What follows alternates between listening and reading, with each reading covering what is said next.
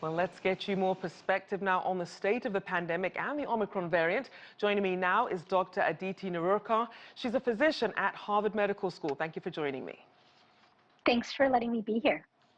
So first of all, so we can get up to speed, what do we know so far about Omicron and the pace this variant is moving at?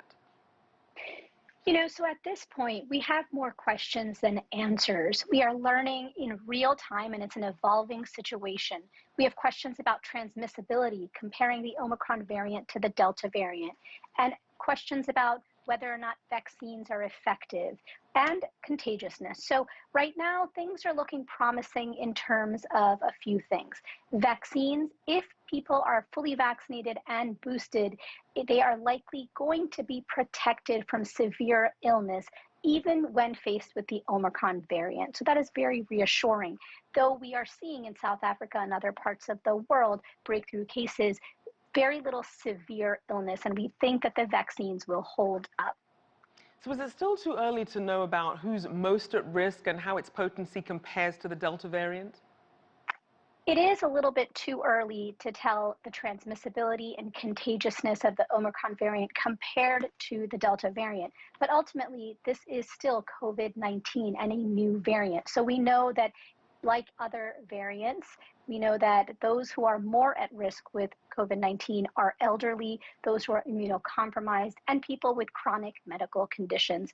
I assume that this will be the case for Omicron as well. Now, I want to talk about the travel ban controversy and how it compares to when new variants arose in other parts of the world. Yes, this is a highly contentious topic, and especially now, today, given that we know with the breaking news of the second case of the Omicron variant here in the U.S.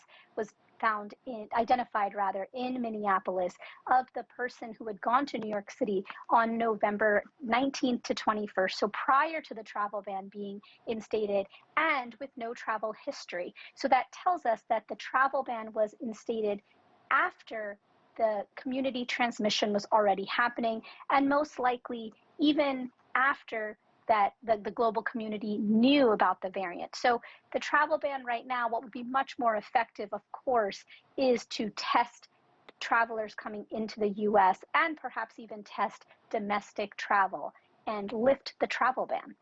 So then what do we know about how this new variant has already affected some of these plans, things like getting back to school, normal work life, and social life? For now, this is an evolving situation, and my anticipation is that we know that with Delta, we will see a surge during the winter months. This is a temporal virus like influenza, so we're expecting a surge of influenza cases here in the Northern Hemisphere with colder climates and people indoors. Influenza, Delta, and unfortunately now perhaps even Omicron, so that remains to be seen. And it's tough because this is a sort of uncoordinated effort. Everyone's sort of taking a very different approach in terms of vaccine and mask mandates, even in terms of how comfortable people and countries feel about reporting these instances, knowing that there could be backlash. What's your outlook for what we might expect going forward? I hope that this spurs those who are unvaccinated to get vaccinated with both doses and the third booster dose. We know that the sheer numbers of antibodies generated by that third dose, the booster dose, is 30 to 40-fold. And that can, even if the Omicron variant is not perfectly matched for the vaccines, that can protect tremendously for severe infection, hospitalization, and death. And what are we seeing with vaccine and booster numbers on different continents, as well as what's been happening with some of these lower income countries who are behind the curve on this? Here in the U.S., yesterday and today were record-breaking days, and I wonder if the Omicron variant really helped that. In the U.S., we have given more vaccines than any time than May.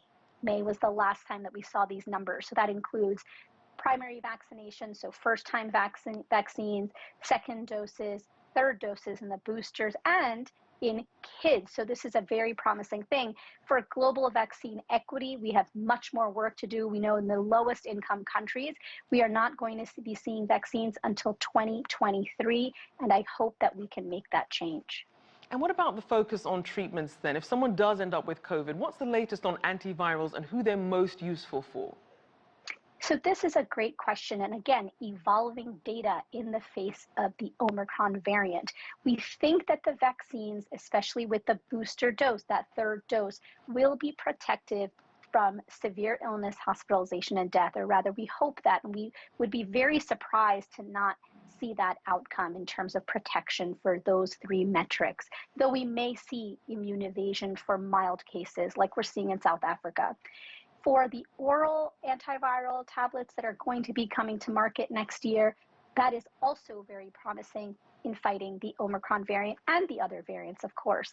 The one question mark that we have is with the monoclonal antibodies. The therapeutics that we currently have will likely not be very effective for Omicron.